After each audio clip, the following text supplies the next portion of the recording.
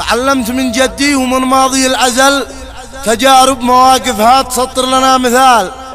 ويا من سمعت القول لا تحفظ الجمل وعاد انت مش فاهم بما يحكي المقال. فهذا الزمن دوار والوقت هو دول، وقالوا دوام الحال يا أخي من المحال. فلا صاحبك رجال صونه في المقل، فما دقت لك أزمه سوى أزمة الرجال. ولو صحبتك واجد ولو رفقتك دبل تبن قوة الكبريت في وقت الاشتعال. ولو زادت أموالك ولو تجمع العمل بما تنفع الثروة وما بيجمعك رجال. وما قيمة النوبه إذا جت بلا عسل، ومن يخسر الواقع يودف فيه الخيال. فلا تخسر أصحابك ولو ما حصل، وكون لعن الشيطان في ساعة الجدال. فهذا في أحزاني وهذا في العمل، وذا مخزن أسراري وذا ساعة القتال.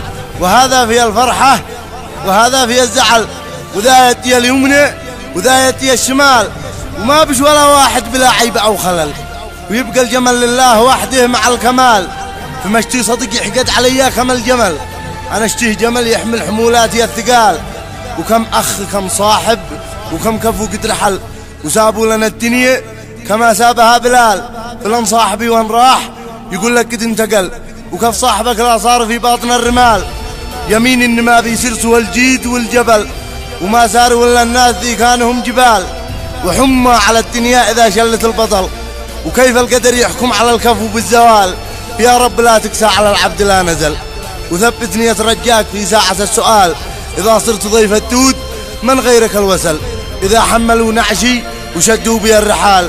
وصليت من قلبي على خير من وهل، محمد من أخرجنا من الشرك والضلال.